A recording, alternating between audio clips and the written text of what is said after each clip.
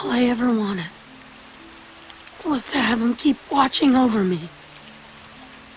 I wanted him to see me become Hokage.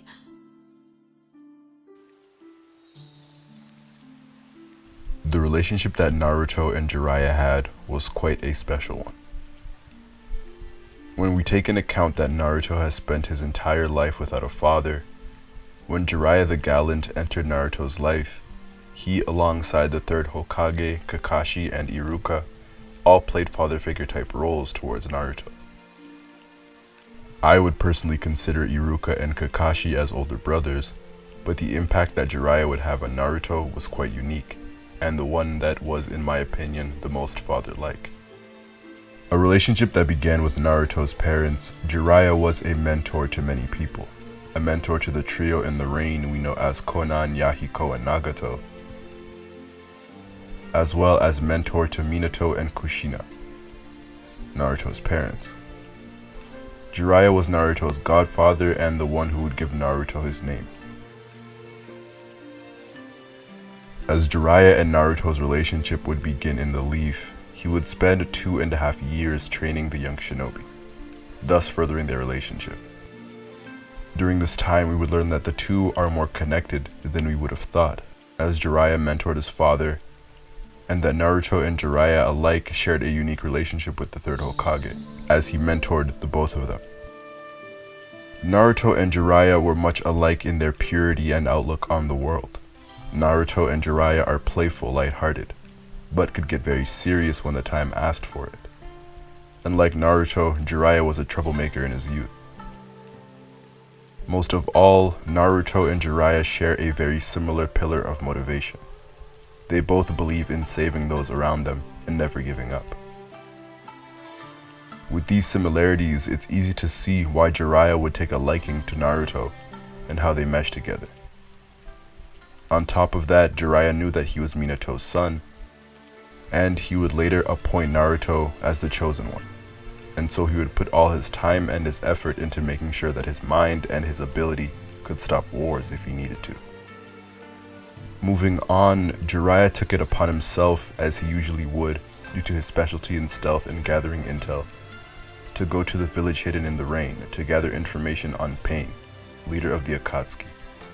Once he realized that Pain was in fact his former student, Nagato, he decides to engage him in battle and to end the threat of Pain before he and the Akatsuki can destroy other nations.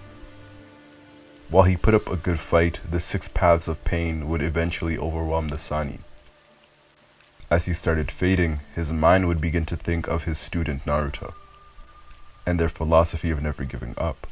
With this resolve flowing through him, Jiraiya willed his heart to beat again, in order to send Naruto very valuable information about Pain.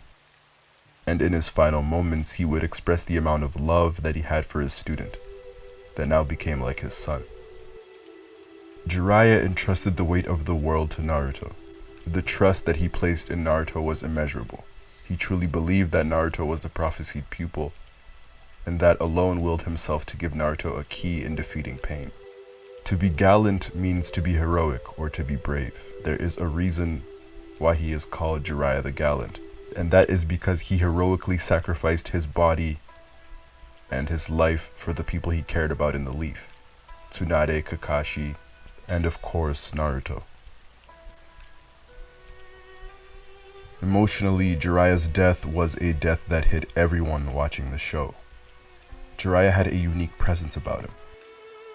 In the Naruto world riddled with snakes, filled with evil, and surrounded by death, Jiraiya was a beacon of light and a character that brought a positive nature along with him. So when he died, it was like the Naruto world got darker. When Naruto finds out about Jiraiya's death, he quickly responds with anger, as he berated Tsunade for her decisions. This is a Naruto who is hurting, and those around him were not used to him being so brash and upset. But it is understood that he is again in pain and blinded by anger.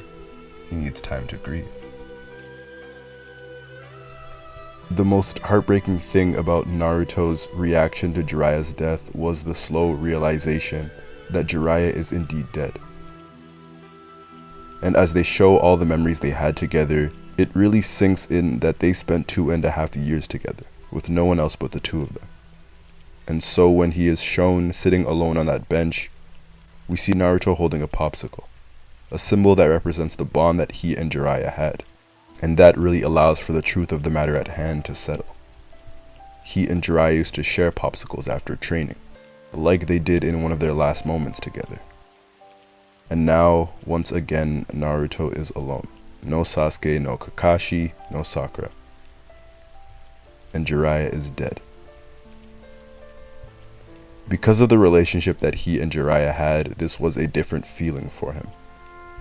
Naruto states that he wanted nothing more for Jiraiya to see him at his very best and at his peak, to see him become Hokage. And instead, he felt like all of the times that Naruto and Jiraiya were together, he only saw Naruto's faults. We all know Naruto to be the fun-loving knucklehead ninja, who even at his lowest moments can manage a smile. But when the shot focuses on Naruto with tears streaming down his face, it's so foreign to us. It was a Naruto who was trying so hard to hold everything together, to hold everything in, just like Jiraiya would have liked him to. And he tried until he couldn't. This was a Naruto who was truly broken, which illustrates the impact Jiraiya had on Naruto's life. Iruka's words and his actions are perfect for the grieving Naruto. He tells Naruto that Jiraiya was always proud of him and always spoke highly of him. He also breaks the half of Naruto's popsicle, which can be looked at in many different ways. I see it as Iruka stating that Jiraiya may be gone, but his half of the popsicle is replaced by the love of those around him, like Iruka himself, and also represents that he now has to live up to Jiraiya the Gallant's expectations, as Naruto is the last student of the legendary Sannin.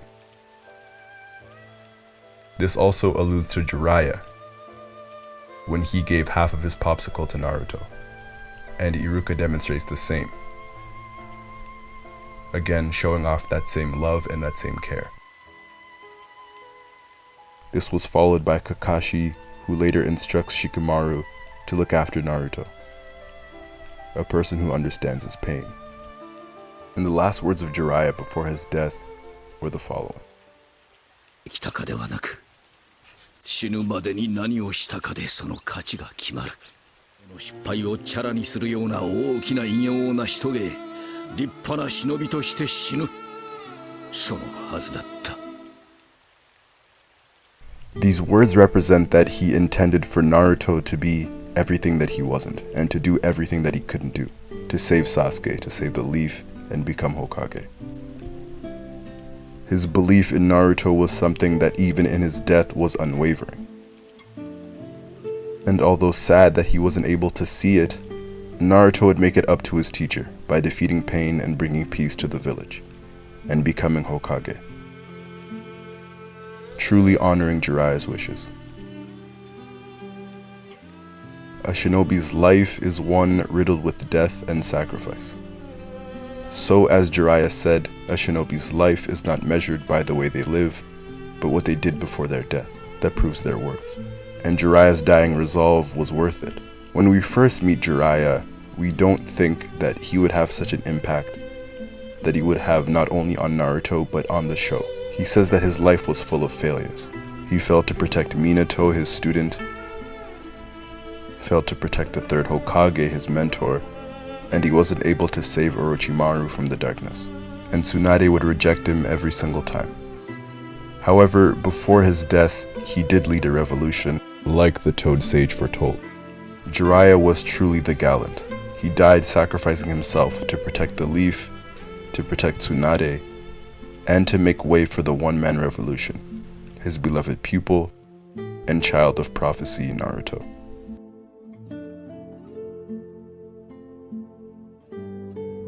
It's finished. I guess this is the end of the tale of Jiraiya the Gallant. You stupid fool.